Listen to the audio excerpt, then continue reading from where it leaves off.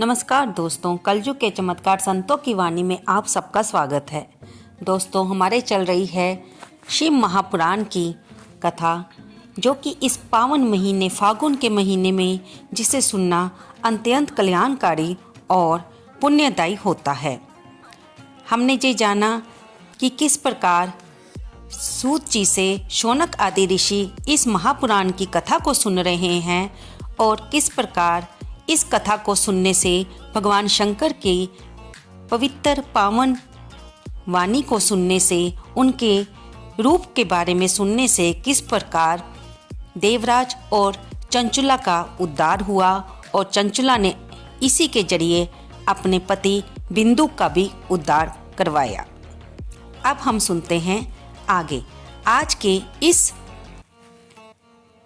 कड़ी में हम सुनेंगे कि सूत जी शौनक जी को बताते हैं कि इस कथा को सुनने वाले को कैसा व्रत लेना चाहिए और कौन से नियमों का पालन करना चाहिए। सूत जी बोलते हैं, शौनक, अब शिव पुराण सुनने वाले व्रत लेने वाले पुरुषों के लिए जो नियम है उसे भक्ति पूर्वक सुनो।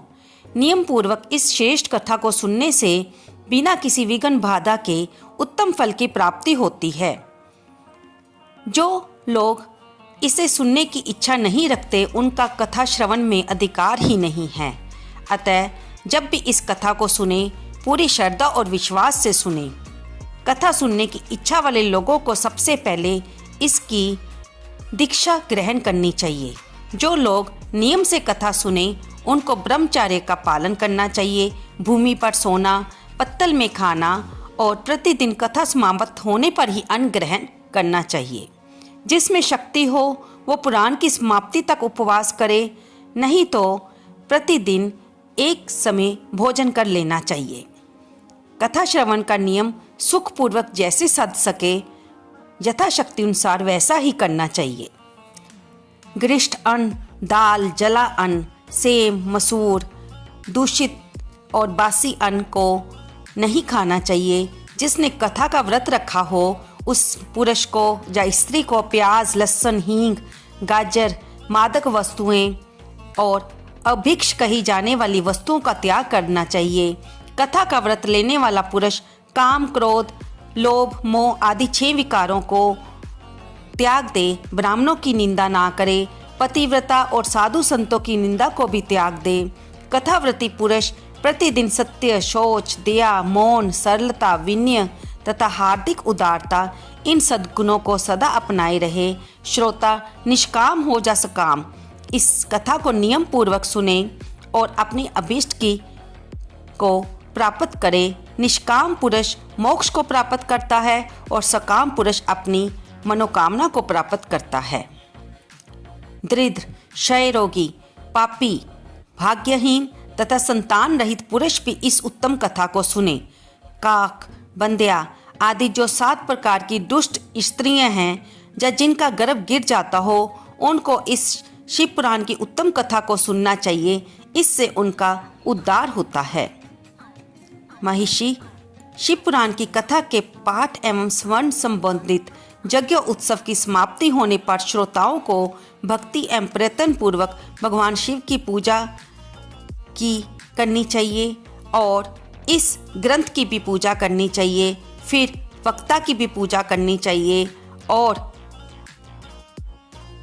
पुस्तक को आच्छादित करने के लिए उसे नवीन वस्त्र चढ़ाएं और उस पर दिव्य डोरी लगाएं। फिर उसका विधिवत पूजन करें। हे मुनि श्रेष्ठ, इस प्रकार महान उत्सव के साथ पुस्तक और वक्ता की विधिवत पूजा करके पंडित जी को उनके अनुसार धन आदि देकर उनका सत्कार करें और ब्राह्मणों को अन्न, धन आदि दान करें।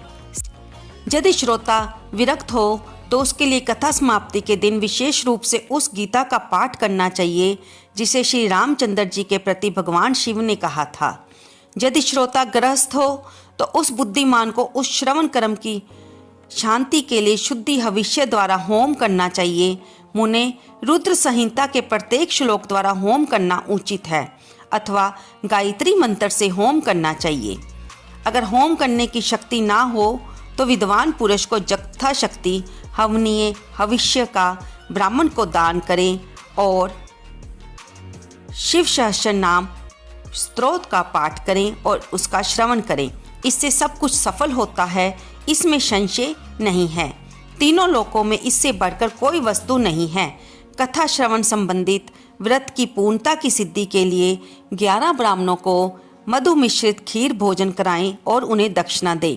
यदि शक्ति हो तो 3 तोले सोने का एक सुंदर सिंहासन बनाकर उस पर उत्तम अक्षरों से लिखी हुई शिव पुराण की पोथी को स्थापित करें। तत्पश्चात पुरुष उसकी आवाहन आदि विविध उपचारों से पूजा करके दक्षिणा चढ़ाएं।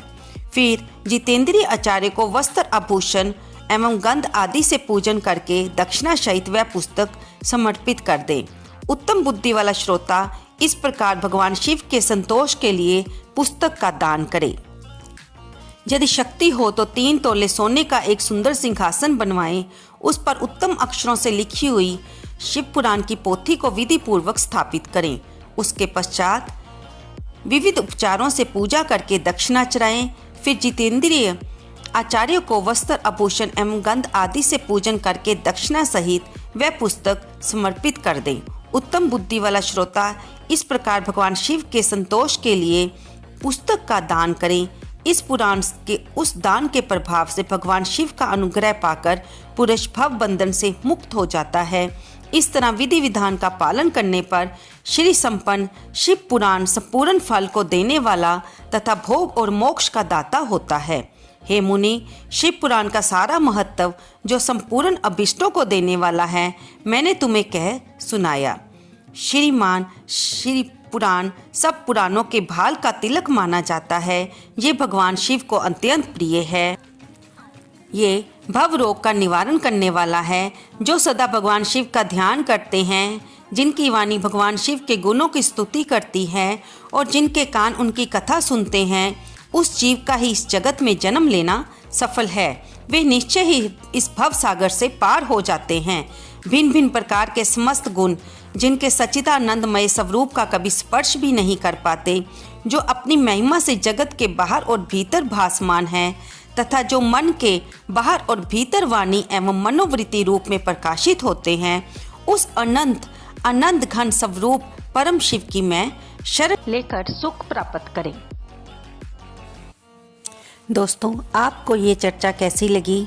कृपया इसे लाइक करें, शेयर करें और मेरे चैनल को अगर अभी तक आपने सब्सक्राइब नहीं किया है तो बेल नोटिफिकेशन दबाकर इसे सब्सक्राइब कर लें। इससे अगली वीडियो में हम महादेव की कृपा की फागुन मास में सुनी जाने वाली कहानी भी सुनेंगे, जिससे महादेव की कृपालुता और दयालुता का हमें पता चलता है कि कैसे वो अपने भक्तों पर विशेष कृपा करते हैं। धन्यवाद दोस्तों।